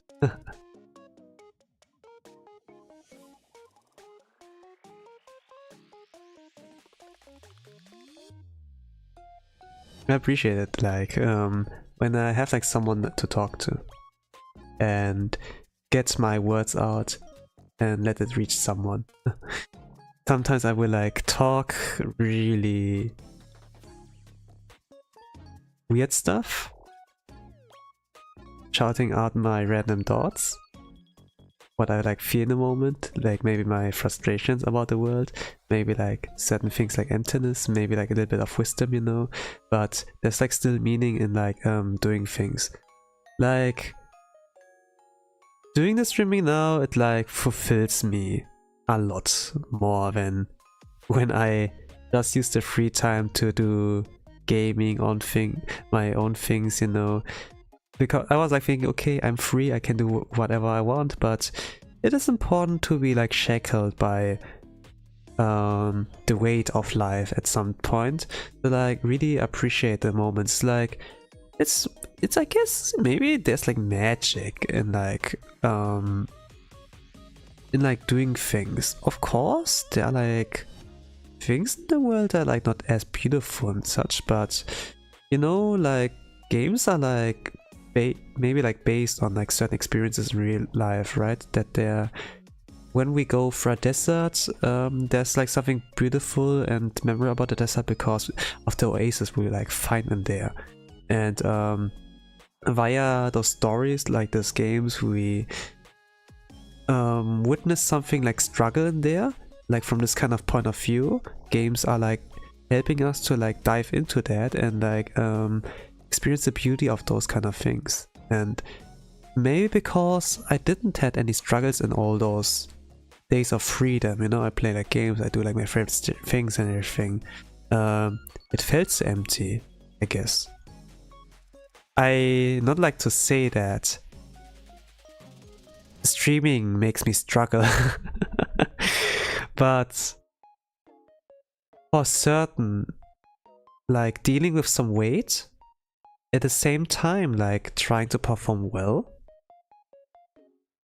or like getting the challenge of like certain games, you know, like that it shows you the perspective of like struggle, you know, and like you like from this point of view, and witnessing one aspect of life this way, there's like something I can learn, something that is like worth my time, like that you're going through a journey, even though you didn't really leave your place. It's like why reading books, for example, can be like experience as well. Like it lets you dive into our world outside of your imagination.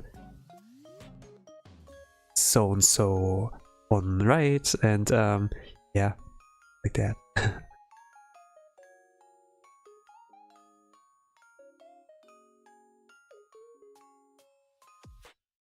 So maybe that's like why I like story games, I would like say. This maybe like why I enjoyed playing Blue Archive, because it had like some really cool things to tell. But nowadays the problem always like with games that are like in a certain language, you know, this is like, it's made in Korea, yes, but it's released in Japan, for example, like that. It doesn't matter how good the writing is, if it needs to be translated, a lot of the impact goes away. And when we rely on the localizers, not only translators, to hope that they like keep the soul, you know. But whenever like things get named, when things are like given a name, there's like an issue with the localization, like how it gets translated, and then yeah, a lot of the soul gets like lost. And maybe it's like why I feel like a lot more emptiness when I write the story of Blue Archive. Like there's nothing that fulfills my day really. It's like, yeah, there's no struggle, there's like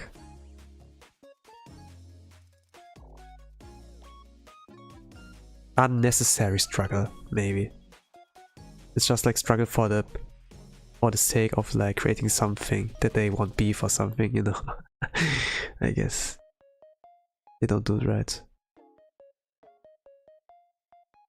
And when it like distracts from the part of like what the story actually wants you to tell, I guess. So yeah, that's why it can be like good to try to learn a new language. But yeah, regarding but yeah, let's say there are not any issues with like localization, then it's like in the end like it's like a good way to like spend time and sharing that moment. Even though it's weird, you know. I read a book, I cannot really share that with other people. I can't really share the experience of like me reading a story with other people. There are like reaction streams, yes, there can be like watch-alongs, you know, something like that, but they're not really that popular. But if some people like stumble on those, I hope you support those people,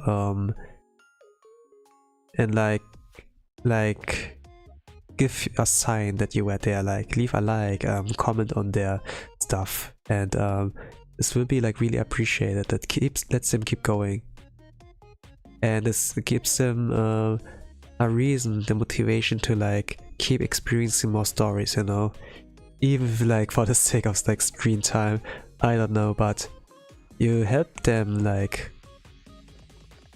keep going on. Yes.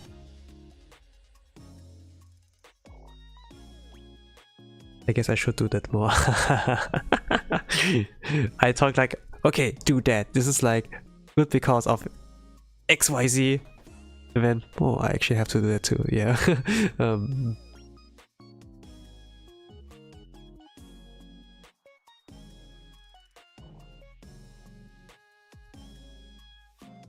But to be honest, I actually follow my own advice when I like talk like that, you know.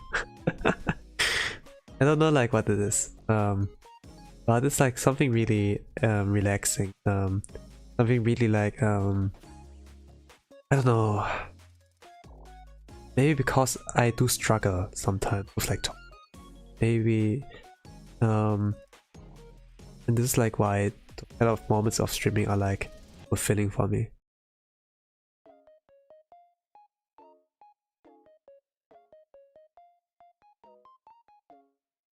Even though I don't get much out of it. Actually, I don't really get much out of it.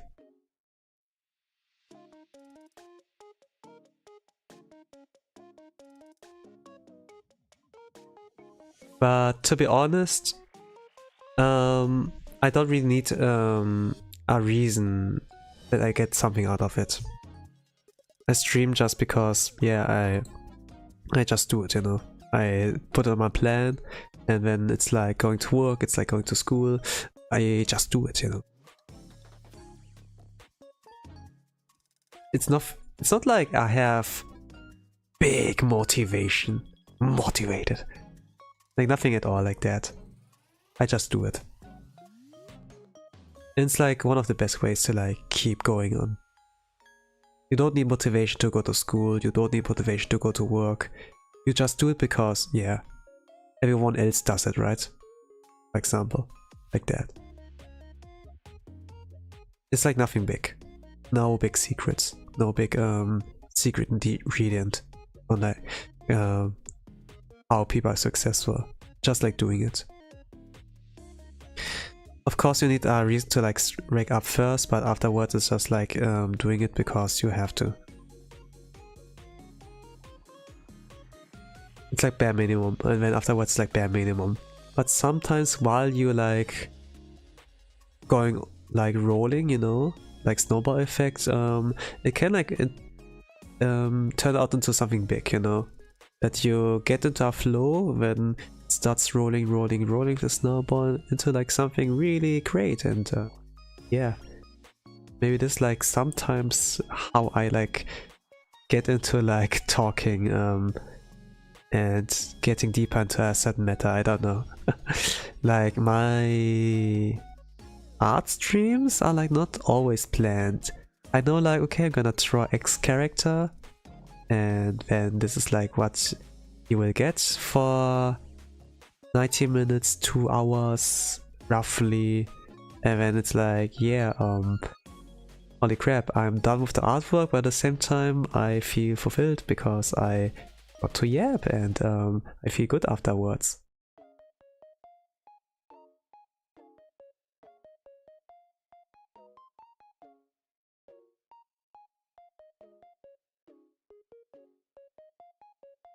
But yeah, if you do try to stream,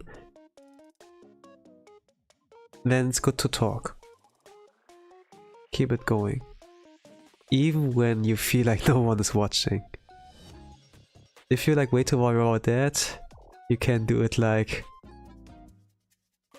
me, I guess. I don't really know if people are watching, you know. Like I don't really like have it on my radar. If you're on Twitch, I guess there's like, you can click on the viewer account, I guess. And with that turn it off. And then it's like, yeah, You don't see how many are watching. Maybe they're lurkers and they just decide to not talk. Maybe there's actually nobody who's like watching you. You know, no.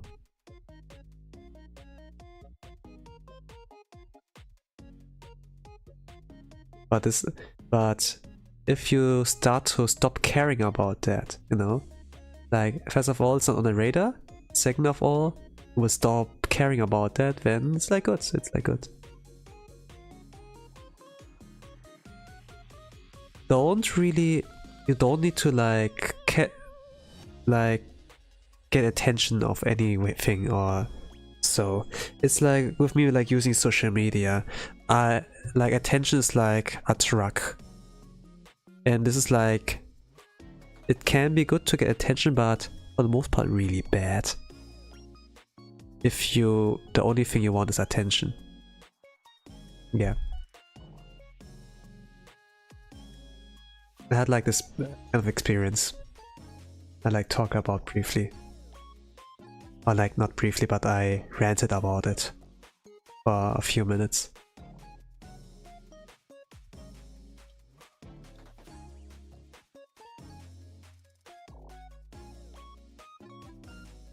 I guess I really appreciate the way of like how people like Hungry Clicker or like PewDiePie use Twitter. PewDiePie doesn't really use it. It's just like, oh, nobody can like impersonate me. And Hungry Clicker's just like, I post my art there, based on like few events. And that's like going on in real life. They're actually touching grass and like following some things, like going off down on knife and then like trying. And they do it daily, such quality, and they have like so many different art styles and like vibes they like create. It's like amazing. And it's like rare that I hear people like talk about Hungry Clicker. I guess like one of the indies. It's at some point I watch like certain VTuber debut, and when they talk like about some of their favorite things, and when they talk like about art's Hungry Clicker. I don't know who that was anymore, but it was an indie. It was nothing like Hololive or something.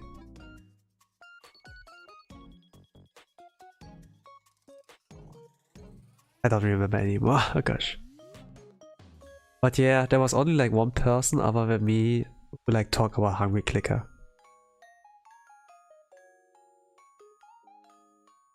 They talk about like the art from Hungry Clicker, like someone they look up to. For me, it's like, how do you use social media, pretty much. It's like how it but not only the art, but it's art and social media behavior.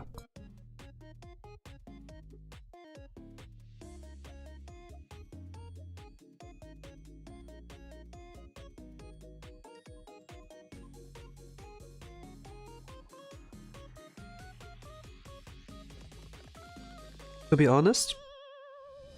honest, I kind of hate such people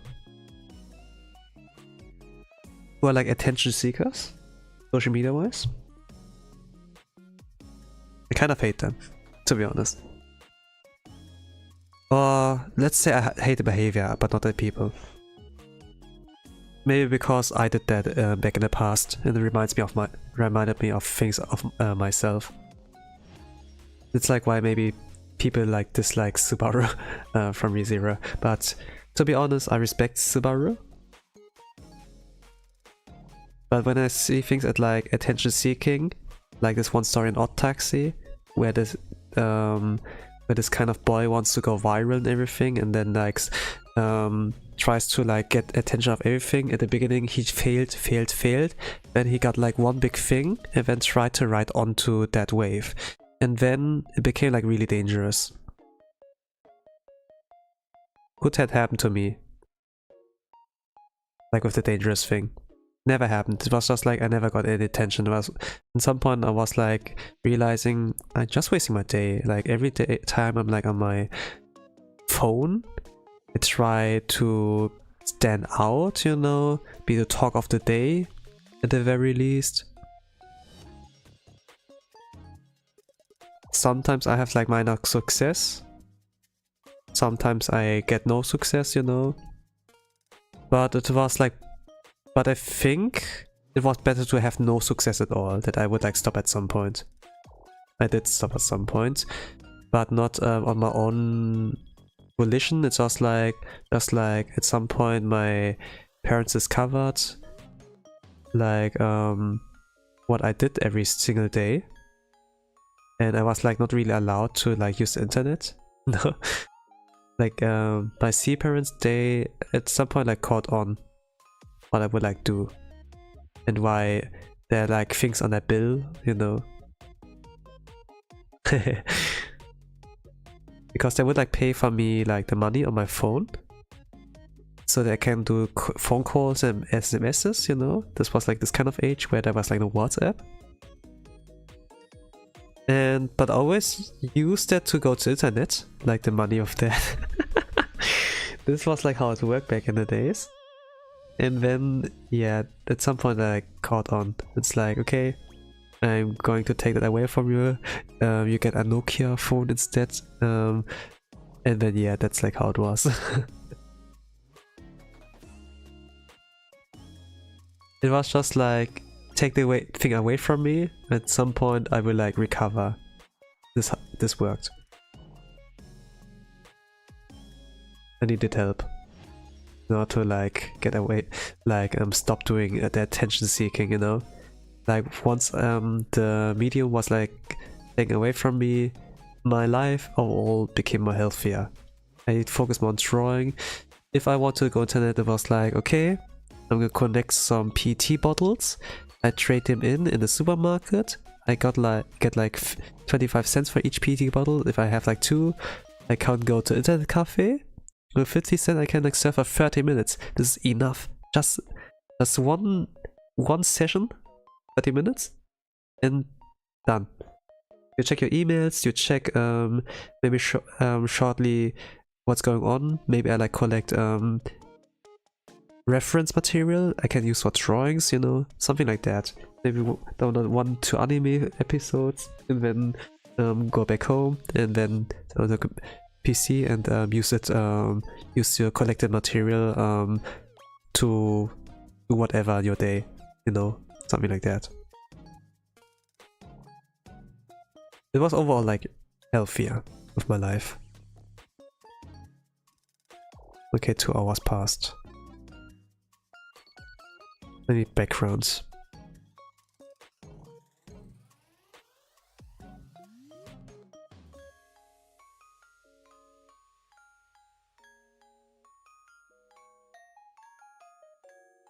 Not yet. I sometimes realize things become good when or like a pretty bad thing when it's like taken away from you. People need to get like stricter. Parents need to get stricter.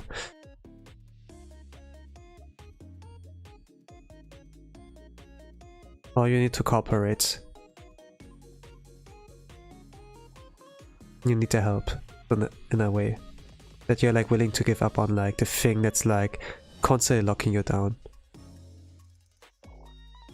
And there's like something like Healthy Gamer GG, like pretty good YouTube channel, and they have like a pretty good book on that kind of matter of like how to raise a healthy gamer on like screen time behavior, how much you spend in front of that. Yeah.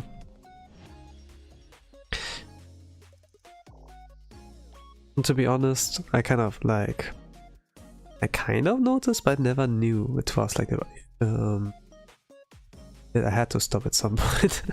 You know, it's like a truck. Trying to get attention to a truck. You won't really realize it's like bad. Unless maybe someone will point it out to you. But there was never anyone who like pointed it out to me. It's just like when I look back at it, and it's like, yeah, maybe I was the problem, you know? I was the problem.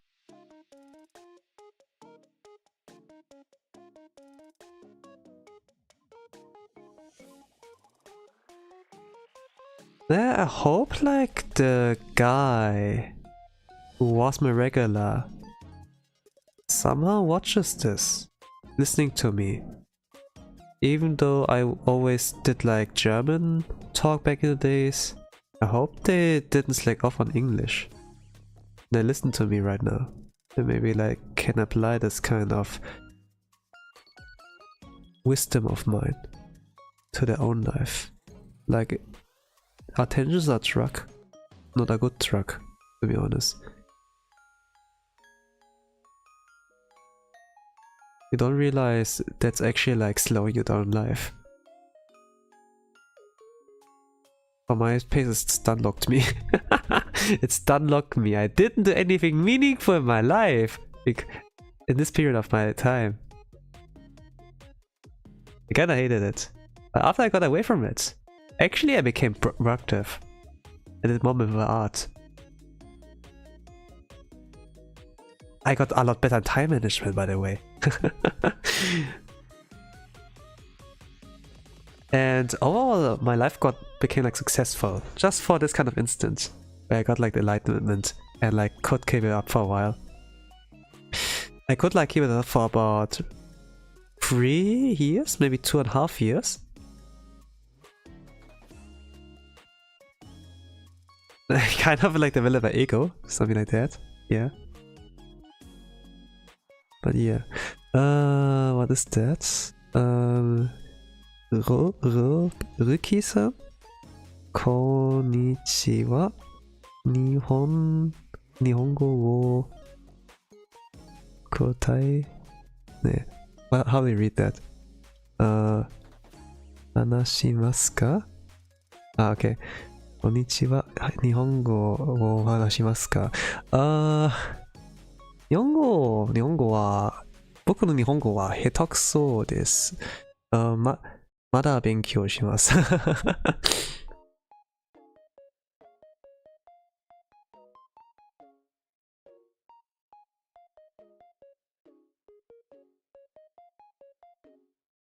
I have a little bit trouble reading kanji, but I am currently learning Japanese time to time, but yeah, I still am bad at Japanese.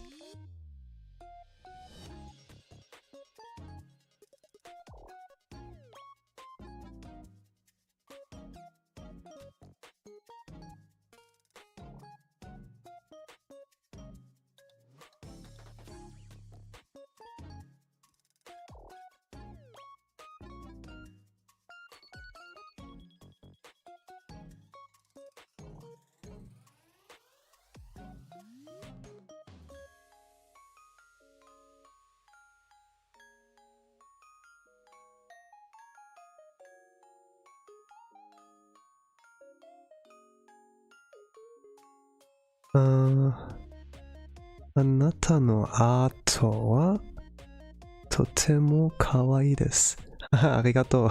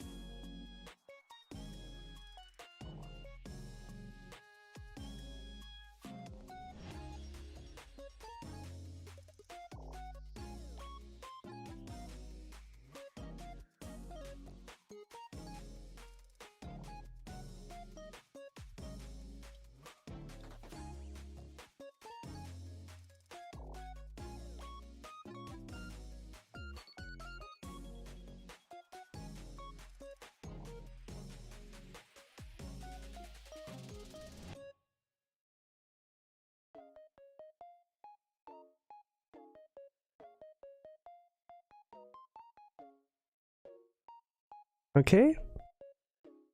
Think like this can work out. Need to keep it simple, so else I'm going to be busy for a very long while here. Oh man, I'm getting shortly stunlocked when there's like something else in English on my chat. I can read a little bit. Just a little bit. 日本語が少しわかります。少し読みます。まだ遅い。で、だが楽しい勉強。